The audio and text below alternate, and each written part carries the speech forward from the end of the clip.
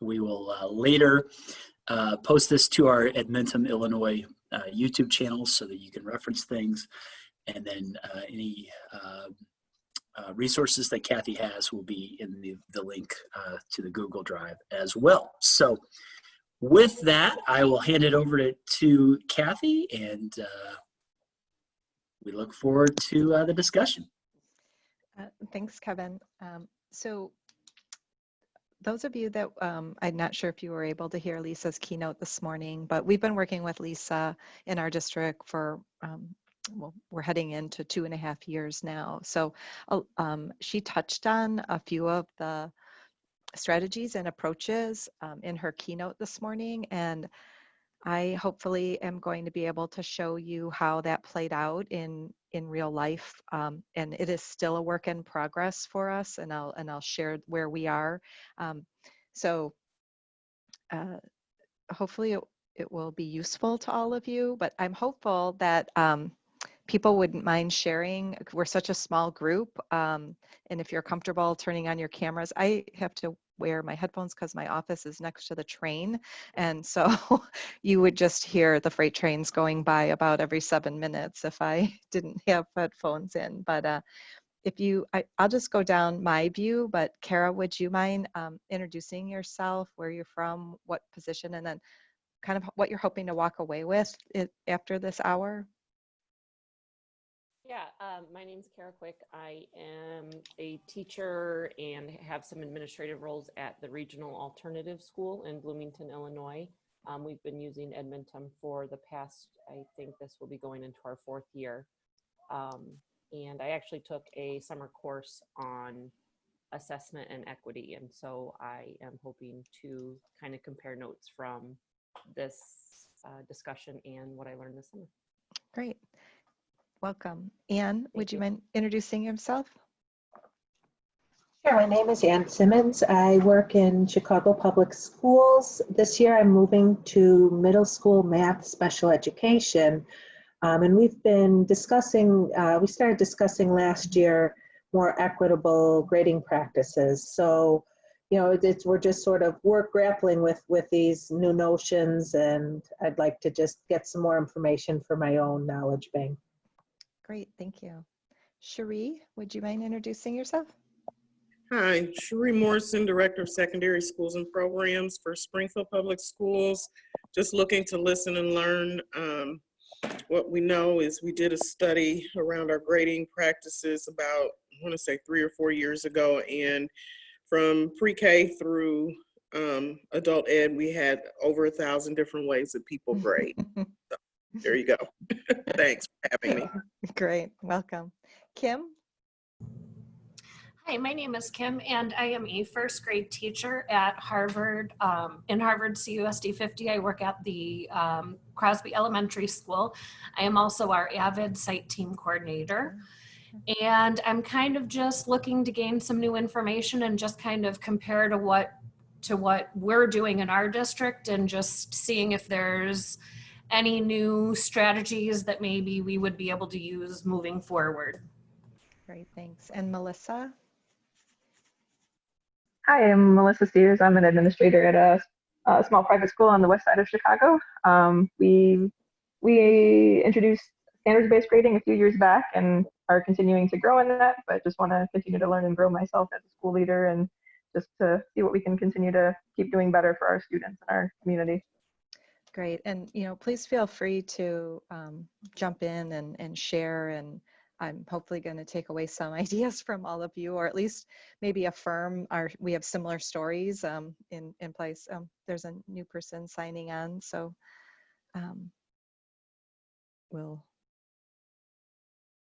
So here's what I'm hoping to convey is our approach to continuous improvement and curriculum renewal, and then understand how the priority standards, learning intentions, and success criteria result in more equitable grading practices.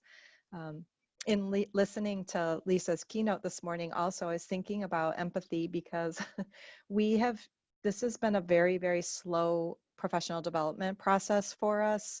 And part of that reason is we made a commitment to our staff to focus on a few priorities at a time and really give the time and effort that is needed for the system to actually make the change. And like some of you shared, Cherie shared she has 1,000 different grading practices, as did we, or do we still, we're working on this. And it just takes a long time to actually change a system and change an approach. So I keep checking in with Lisa and I'm like, I'm sorry, like I just feel like we're like the turtles here, and she just keeps assuring me that it's all okay, like we're gonna get through this.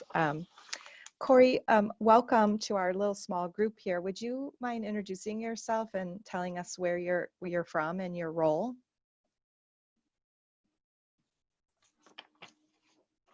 So it looks like, and Corey, jump in if I'm wrong, but it looks like your audio is not working.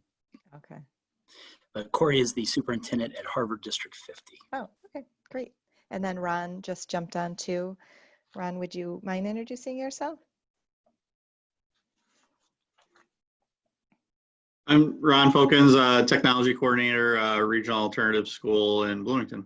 Great, thanks. All right, so in case you don't know where Maercker School District 60 is, and now you know how to pronounce it, many people, it's a very tricky name. It's a farmer who donated their land a long time ago to build the school on. But we have 3 schools. One is in Westmont, and one is in Clarendon Hills, and one is in Willowbrook. We have 3 different zip codes, but you could ride your bike to all 3 schools. So we're tucked in. There's a lot of 2 and 3 school districts in our region right near us. 25% of our students will attend Downers Grove North High School, and 75% will go to either Hinsdale Central or Hinsdale South. Our demographics, we have a very diverse international community. We have a lot of families that are here. About a third of our families are here, are immigrants, and many of them are here on work visas. So it is a very diverse community, and it's just an amazing place. We have grade level centers. So we have a pre-K to 2, a 3-5, and a 6-8 is how our schools are structured. So our continuous improvement plan, I'm not sure if you're familiar with the Consortium for Educational Change, but we use their system assessment and their framework, which is based on a focus on learning, focus on collaboration, and focus on results. And so in 2016, each of our 3 schools went through an assessment visit, which is where outside educators, about a team of anywhere between 18 to 25, come in and they interview students, teachers, parents, administrators, support personnel. They look at, we have to provide evidence, artifacts, and they go through the framework and they give you feedback on where you are in the continuum of getting all the pieces in place so that it is systemic, so that the best practices are systemic within your district. And as a result of that feedback session, we identified our starting point was in the focus on learning C. And the way the framework is laid out is while there's a lot of things going on simultaneously when you're working on the continuous improvement aspect of it, you need to do A and B and then C, and you keep working down the framework. So for us, our starting point was identified across the system by outside critical friends, if you will. And it was to ensure that every teacher is able to assist all students and their families in knowing the essential learning outcomes so they can assist in monitoring performance in relation to those outcomes. So when we got started with our, we have what's called a district improvement team, and then we have building leadership teams. We began with our building leadership teams all together and asked them, where are we at in each of those components of clarifying and communicating the curriculum, which we fondly refer to as Focus on Learning C. It's just easier for everybody to kind of know that common language. And this is where it became, we not only did we see the different grading practices that we had, but we also saw that as an example, the parents that are able to articulate the learning outcomes and the parents that monitor their child's progress towards mastery, we saw a very diverse range, and many of that brought us to consider the equitable access, but also the understanding, because we have a lot of families that English is not their first language. And so this was our starting point, that the teachers basically said, well, there's the grade book, they can look in the grade book, and that the teachers knew the learning outcomes or the learning intentions, but the students and the parents didn't have that. Nothing was in student-friendly language, nothing was in parent-friendly language. And so it was basically secret language just done to teachers, because we all know the standards are, many of them are written in very technical terms, especially as you get into the middle school courses and the middle school standards. So we started at this point just saying, where are we at? And we learned, and I know some of you are administrators and some have administrative responsibilities, but I even think as teachers, you can relate to the fact that if our administrators don't have a solid understanding and are capable of being the instructional leaders, we're never going to make systemic change. We are a very small district. We only have about 1,450 kids. We have a superintendent, myself, and a business manager. That is our central office. So we don't have a lot of additional administrators on staff. We have 2 instructional coaches that we just added last year. So we're very lean, and we rely a lot on our building administrators.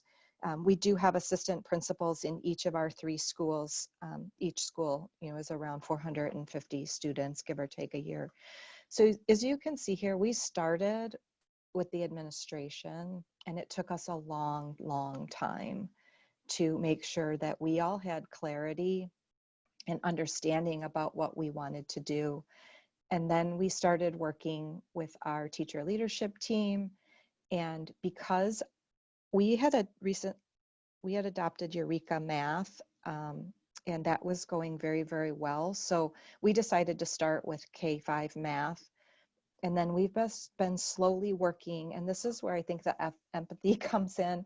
We've let the teachers tell us which group is ready to begin the process that I'm going to share with you, and also at what pace they would like to work through the process. And so as I move along here, you'll see that we are not done. We have not officially changed our grading practices. That goal is for next year. The remote learning really slowed us down a little bit in our path, so the professional development is in green because all of our staff have been trained in understanding what priority standards are, what learning intentions are, and what success criteria mean. And we're in yellow because we're working on prioritizing the standards through vertical alignment and developing the learning intentions and success criteria. And our next step is the formative assessment and how to monitor growth. And that's where we really think the equity piece comes in, is that all teachers, students, and parents will be able in real time to monitor growth in language that is understandable to a parent and a student. And I'll show you some samples of that moving forward here. Does anybody have any questions about how we got started? Or Lisa's really been our professional development provider, so we've had her consistent with messaging throughout. Okay. So this is what it looked like when we prioritized the math standards. Where anywhere that there's gray, that standard is not applicable to that grade level. But this was a very challenging task, and it's one of the reasons that it took us so long, because our teacher leaders were feeling like, well, what do you mean we're not going to work on NBT2 in second grade? Just because it's not a prioritized standard doesn't mean that there isn't instruction. It just means that we're not grading to mastery. We're not assessing to mastery.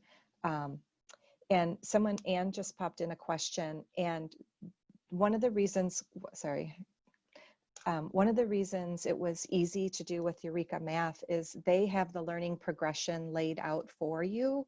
And so you can very easily look at what are the prerequisite skills or standards or knowledge that students need from kindergarten up through grade 8. We don't happen to use Eureka Math 6, 7, 8.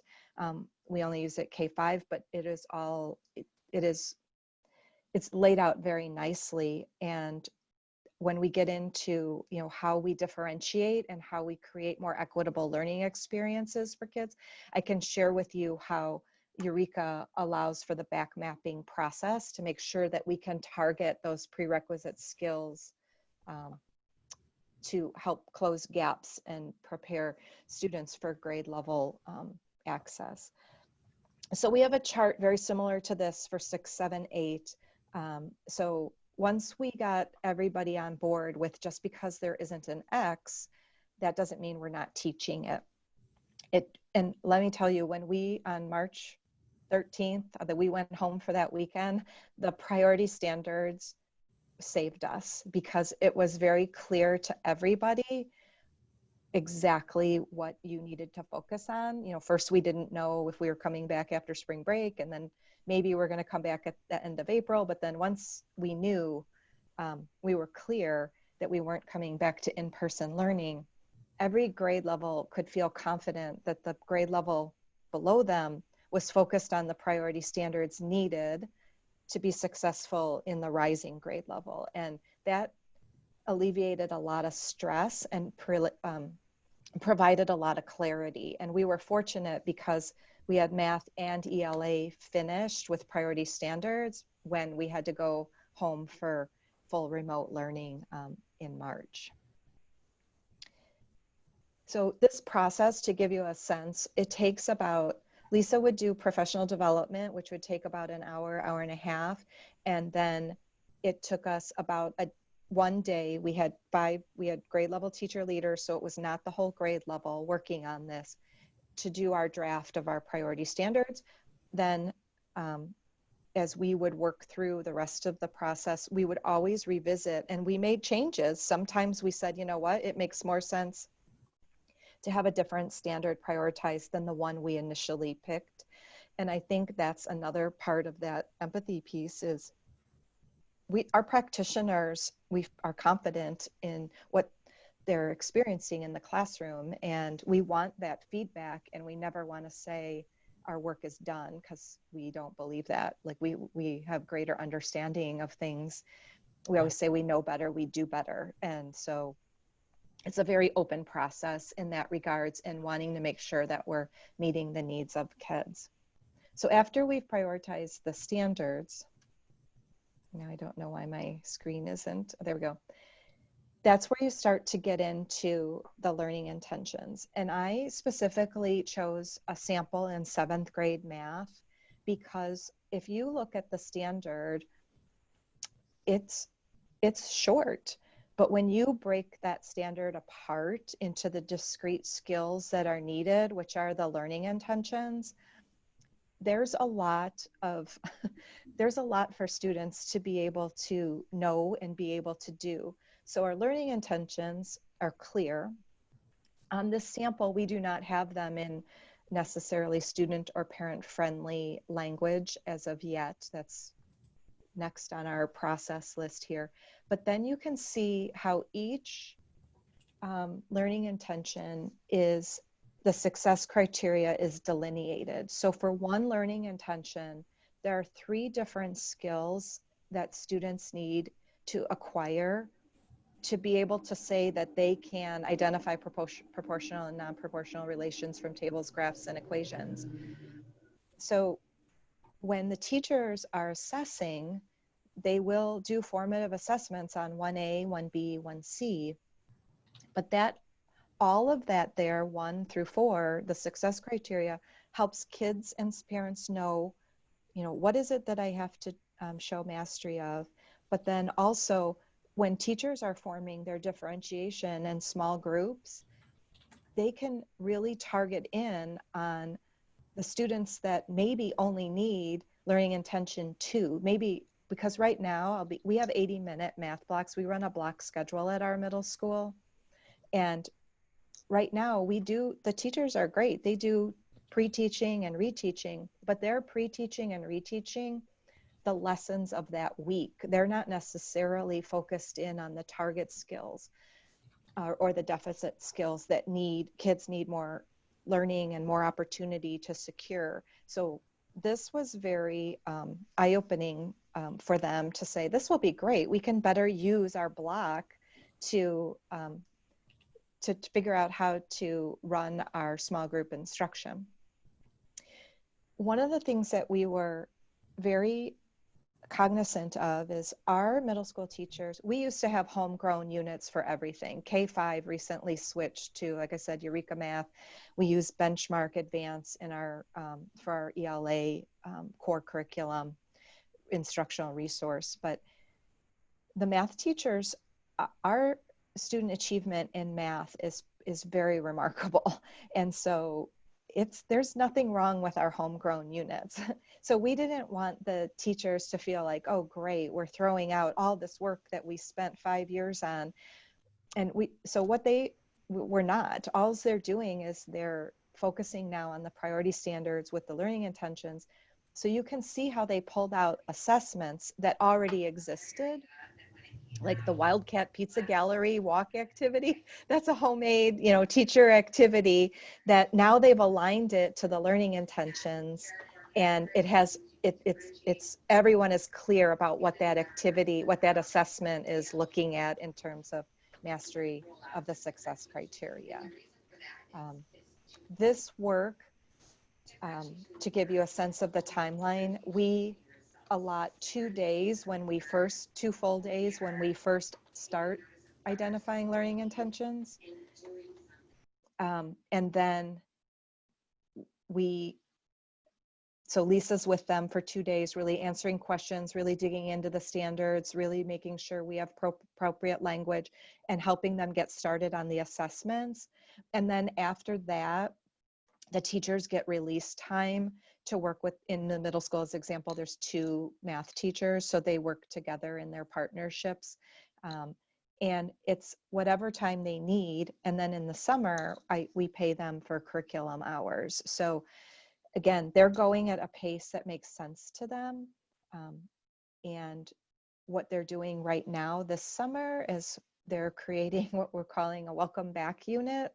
So they're looking at the priority standards and learning intentions that were taught in 3rd trimester.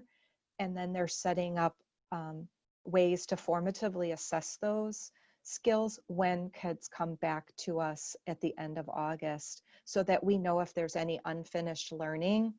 We didn't really want to call it a 0 unit because it's a very important unit of instruction, because we didn't really have the opportunity to know where all of our students ended the year in terms of their growth and achievement. Does anybody have any questions about this process or this layout, or how everything relates to being able to meet the needs of individual students? Okay.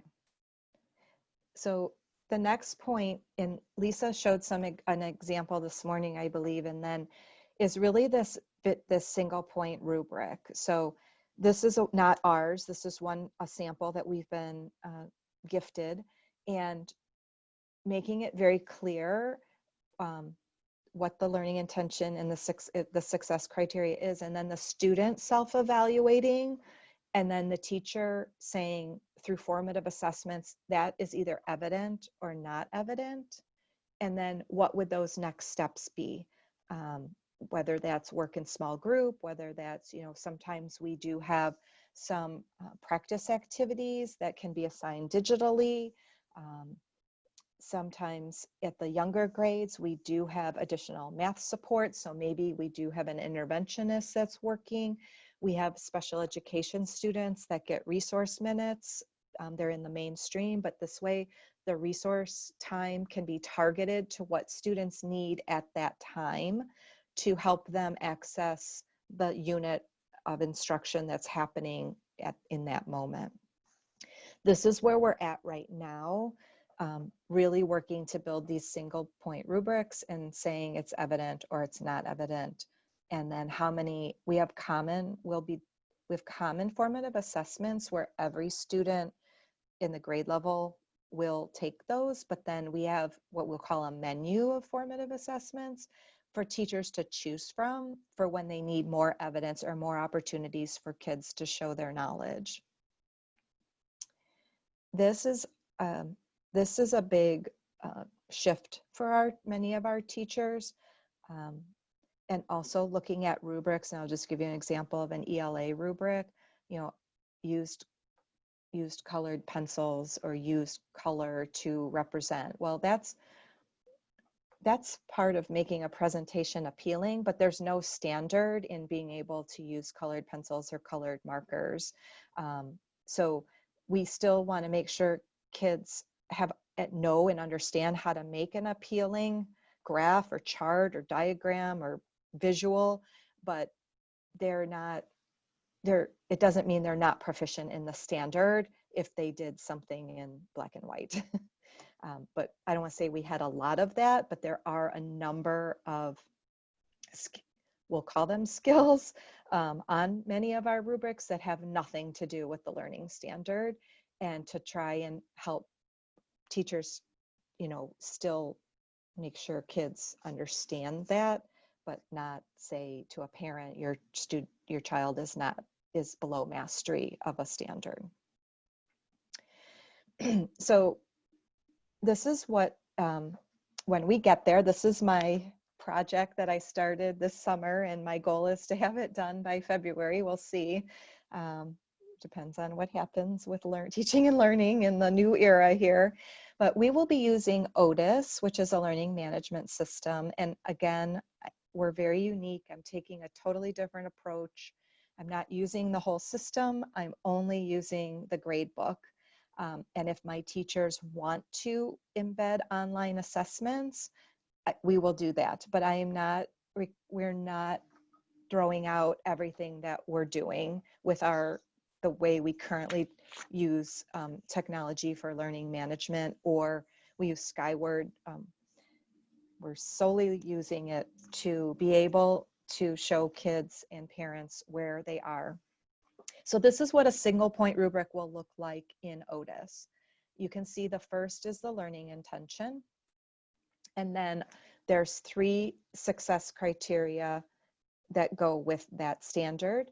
And then the state standard is linked to that. And that is simply for, the gradebook purposes, for the electronic gradebook, so that you can mine data in a different way, other than just the success criteria or the learning intention. So our plan is that our teacher leaders will build the single point rubric for each of our learning intentions. And then those single point rubrics just get used over and over and over and over again every time you're assessing one of the, anytime you're looking at the success criteria. That was another little nervous piece for our teachers, to say, we have to, make a rubric for this activity or that activity. No, you design your learning activity, and then you use the single point rubric, which again was a shift for many of us. So they may have had, for the Wildcat Pizza, they may have had a rubric just for that, but now they don't need to do that. I'm going to look at the chat here. Okay, so this was a good question. Will report cards have traditional grades or simply evident, not evident? I'm going to show you what the report cards will look like coming up. in Otis, but my ultimate professional goal is to get rid of the report card. um, Lisa in her presentations will tell you it is the minute you click the button, it is obsolete. So that is my professional goal, and I hope to accomplish it in 2021. So I don't know why. Okay. Oops, sorry. I'm going to go back. So when a parent or teacher logs in to the grade book in Otis, these are fake kids. You can see, so they mocked this up for me. So it says PF, which will be parent friendly. So all the information in the grade book will be parent friendly language. And you can see, based on this is where the evident, not evident comes in, you'll be able to see how many, so they had 5 attempts and they are nearing mastery. So right now we use traditional grades in middle school, which we are moving away from. But in K-5, we use emerging, approaching, and proficient. And in full disclosure, despite our numerous attempts to define what that means, no one really knows what that means. So when, Cherie shared, the different grading practices, it's because there's no clarity around it. And that's why we needed to make this shift, because nobody really knows what does approaching mean for a first grader in algebraic operations, 1. Nobody is clear on that. And in all honesty, our teachers were using a point system to determine if you were emerging, approaching, or proficient. And so now by going to the evident, not evident. So Anne, to answer your question, we have not determined if we're going to stick with emerging, approaching, and proficient for our end of year, like what will the language be here? Again, this is a mock-up from Otis, and they chose near mastery, approaching mastery, so on. That is work that we need to finalize, and we will bring parents in on that conversation once we have something to show them, to react to, and give us their feedback, because we need the students and the parents to understand the language, as well as the teachers being clear on that. And then if you are interested, I have to get out of the PowerPoint because I couldn't get the video to work properly I had a little technical difficulty, but I can show you what it looks like. I can show you a video of what it looks like in Otis to create and use the single point rubrics in grading, because this is another concern for our teachers, is that the amount of time it might take to put in information on every single learning intention. So if people are okay, I'll get out of this and I'll show you the video. And I fast forwarded because there was just they did the video for a Zoom we were doing with our staff. And so there's a lot of introductions and things like that.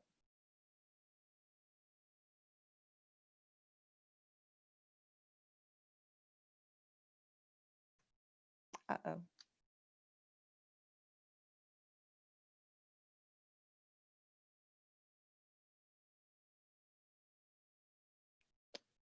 We might just have to start it from the beginning.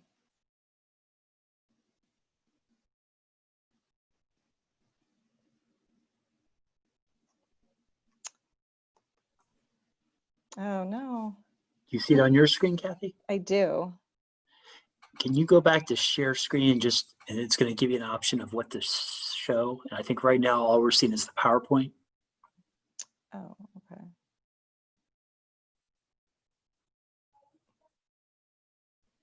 It's not letting me. Okay, sorry about this. The video's not coming up as, 1 second. I apologize. No problem.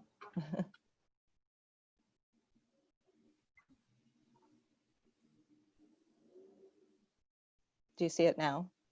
Yes. Okay, let's see if it'll play.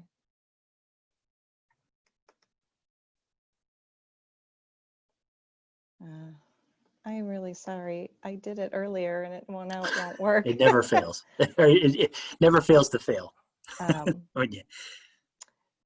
Let me try it one more time.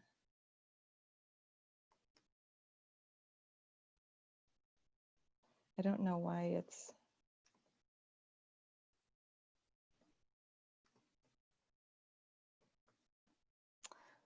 I'm sorry. Maybe I can fast forward and no.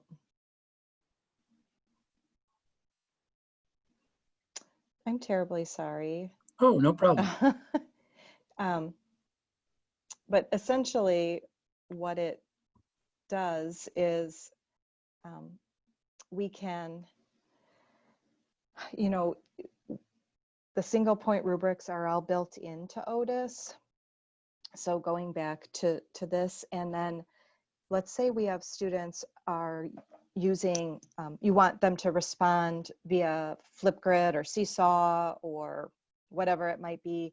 Those videos can sit right here and you can click through and watch those things. You can, if kids have uploaded through Google Classroom, you can have their work sit right next to the single point rubric if you choose, or you can have like the whole class view, and you can, like, let's say as teachers, you have a good sense of where your students are at, and you know, like a majority of the kids are going to, the success criteria is going to be evident that they've met it. You can default and then only go in and change the two, very much like any other grade book.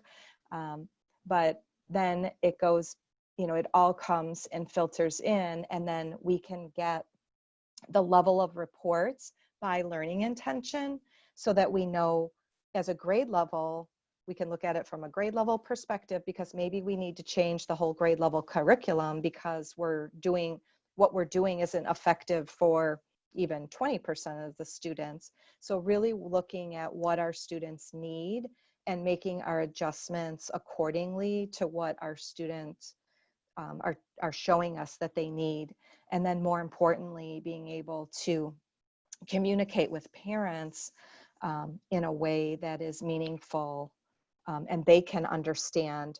You know, it's a lot easier for us to talk about some learning intentions that a student might need practice on or work on, as opposed to just saying your child has a D in math, which happens at the middle school on a regular basis for many kids. And then when we try to intervene, we're not as targeted as we need to be, so that kids can access the learning in the moment. We tend to take on every deficit at once and say, we've got to close this gap, and instead of looking at, okay, what do you need for module 5? And Anne, I had said I would share with you, so for Eureka, they have what's called a back mapping process. So for what we've done is for every unit of instruction, or they call it module, we have back mapped the prerequisite skills.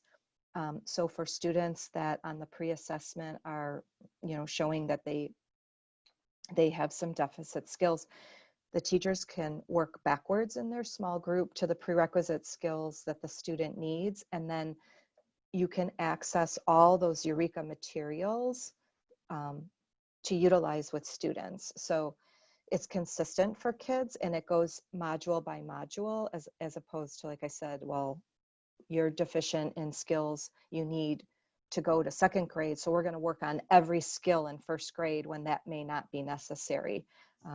They can work on the prerequisite skills they need for the module that they're in right now. So Eureka is really laid out nicely to do some of that.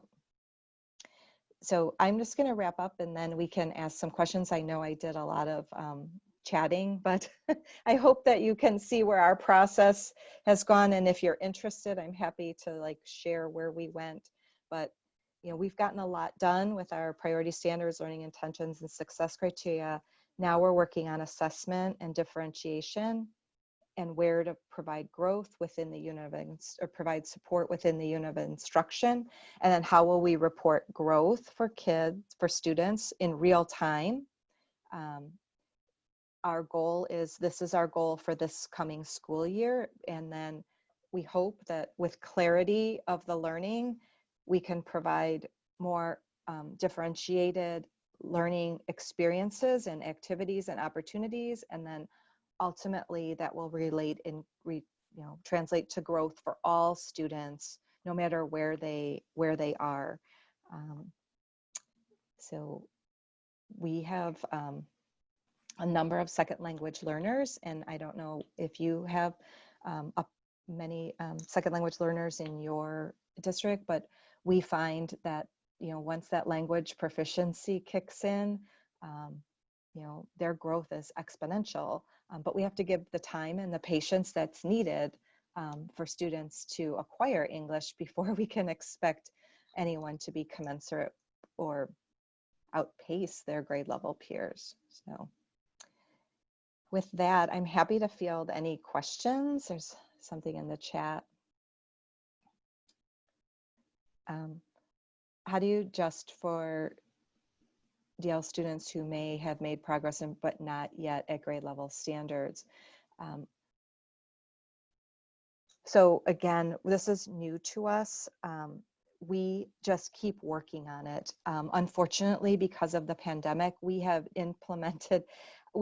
planned to implement an in-person, we call it Ready to Advance, where we could use the summer months to do exactly, keep working on those skills and to try and close those gaps.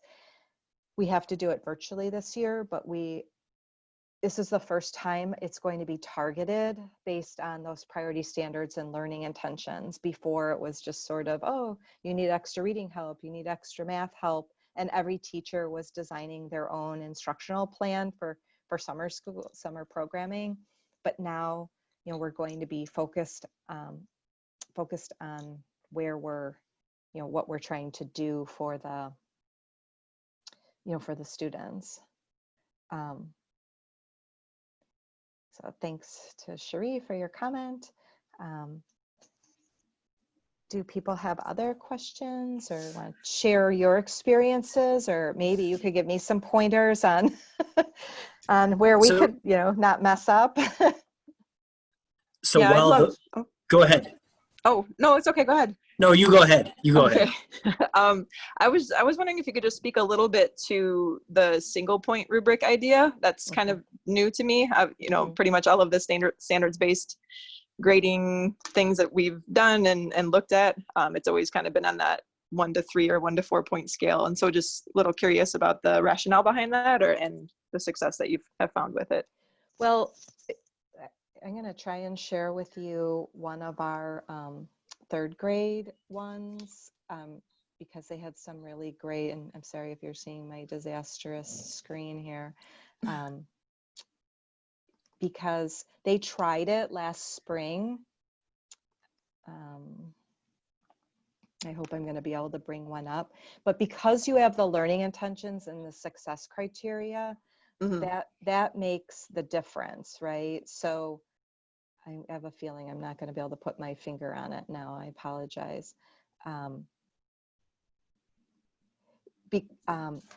That was the big shift. That until we showed the teachers, like on your single point rubric for the success criteria, it's because you're only looking at one discrete skill.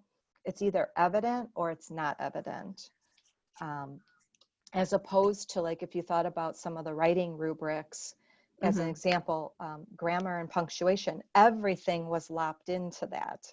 So was it, and then there was the descriptors, right, that would say mostly or sometimes or frequently or almost always, but not always, and nobody really knew what that meant. And so now we're very clear. And then we're trying to get away from even the word summative assessment, but we understand that sometimes that is needed or necessary, especially when, especially on maybe an interdisciplinary project that you have to have an end date at some point, so, but, that we're constantly giving kids the time they need to show mastery of a skill, and then we're giving them that spaced practice Right. and having them. So it is, until you have the learning intentions and success criteria, the single point rubrics won't make sense. Got it. And so so are you essentially like, I mean, so essentially you're just continually formatively assessing these success criteria, and then until the point at which until the point at which it's, I guess, almost always evident, then Correct. it becomes evident. Okay. Yes. Got it. And I think like the accommodations and things like that are, for students that do have accommodations, that you can say it's secure with this level of support, or it's secure with this modification. And that's one of the things that we're doing when the kids come back to school is we're going to have a grade level common formative assessment for ELA using grade level text. And if a student can't show the skills, then we're going to say, you pick a book, you choose a book that you like to read. And out of that, see if they can show us they have the skills or knowledge of, identify the character traits, whatever it might be. It just might not be on grade level text. So it just really allows us to do that differentiation without creating 7 different levels of assessment that might be required for a classroom. And if I can just interject one final question.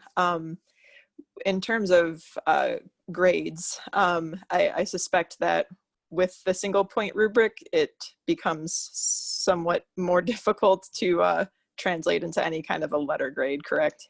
Yeah, we will not be using letter grades. So one of the things that we're proposing, and again, this is where we're going slow to make sure our teachers are having opportunity to give us feedback. So we're playing with sort of like you're proficient, you're approaching, or there's insufficient evidence for us to know, right? Because sometimes we have students that just don't give us the evidence for whatever reason. Remote learning was a great example of that.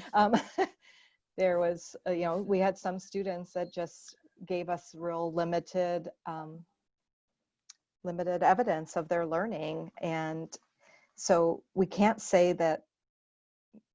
it's an F, right? We're trying to get away from that. We're trying to say what we're trying to say is we don't know. And that's a really different conversation with a parent to say, look, I don't have enough knowledge to tell you where your son or daughter is performing, but we're not going to say they're a failure. Right.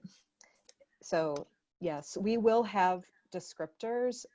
And again, that's I hope by February, we're going to have had the opportunity to work through some of those considerations. And then parents will just watch, and students can watch in real time the progression towards mastery of the learning standard. Gotcha. Thank you. Anybody else? So Cathy, I had a quick question, and if anybody else has one, jump in. But just to kind of think about, your role in the educational continuum, knowing that you're sending kids to 2 different high school districts. What has that relationship been like, or the conversation been like with the staffs there, the administrations there, to say, this is what our kids are going to be. This is how we're going to communicate what's going on with our kids. Well, we're fortunate, especially at the middle school, because other districts around us are using standards-based grading at the middle school. And so the assistant SUPs, well, first of all, Downers Grove North uses formative and summative assessments. They've been doing that for 10 years now, but Hinsdale 86 does not. They are in process of looking at grading practices and potentially making some sort of a change. But both assistant SUPs provided us, for parents' sake, communication and teacher communication to say, we use all types of information to evaluate student, course placement, because that's the parent concern, right? Right. My child's not going to get into X, Y, or Z program. And they gave great examples. We have students that transfer from other states. We have homeschool students, just like the colleges are saying now. Like we can look at the preponderance of evidence and the teacher recommendations and make appropriate course placements. So that has not been an issue for us. And even it's almost helped our teachers feel like they don't have to, especially our 8th grade teachers that teach algebra and geometry, or, that's another trick Downers North uses. Hinsdale's traditional math and Downers is integrated math. So it's a bit crazy, but everybody has been pretty good. We have regular conversations, but they are used to accepting all different types of student assessment data to help make course placements. But it's probably more on the parent end, as you said. Yes, It's just kind of that communication piece. Yeah. Absolutely. Great. And I do think, though, I like we say, we don't want a good crisis to go to waste. I do think the pandemic has helped when people had those conversations about, just not doing PARC this year and ACT, and then the colleges saying, we're not going to use that. Like, I really think it's opened up people's eyes to say, we can go on, we can be successful.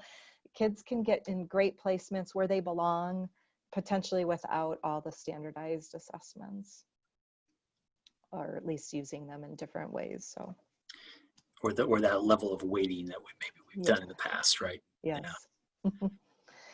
So Great. I appreciate you all hanging in here, and I hope it's useful. And I know many of you have relationships with Lisa, but she's just awesome. Our staff trusts her to the nth degree. So that's been very helpful for us to be able to, even though we're slow, we are moving in the right direction. Well, thank you, Cathy. Thank you, everybody, for your participation. Like we've said before, we'll have Cathy's presentation posted on our Google Drive. We'll have this recording on our YouTube channel. And I'm sure, Cathy, you would be free to welcome any questions afterwards as you go through the process. And we're going to hold you to it. 2021. Yes. No report cards, right? That's my goal. That's the goal. So you've got some accountability here. We're going to come back and see. Are we saying by December 31st, 2021? Is that your deadline? No, by next school year. Next school year. Okay. Yes. Okay. We'll start the year and we won't have report cards coming. Okay. All right. That's my goal. You heard it here first. So yes, anybody, right. You feel free to contact me. I can talk to you about Otis. I'm just getting started with it. So whatever you need, feel free to reach out. Great. All right. Well, thank you, everybody. Kevin. Thanks for a great conference. And thank you, Cathy. And we wish everybody well as we conclude the summer here and get ready for what comes next. And just thank you for all that you do. And we wish you the best. So I'll leave the chat open here for just a minute. Yeah, I'm going to put my email. I think, if you could put your email in, that'd be great. Thanks, everyone. Enjoy the rest of the day. All right.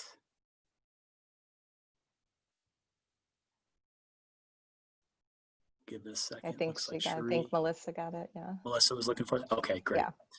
Thank you, Kevin. Thanks again, Cathy. Really appreciate it. Great to meet you. And we will be watching. Yeah. See where we go. See what great stuff happens. Thank you. Thanks again.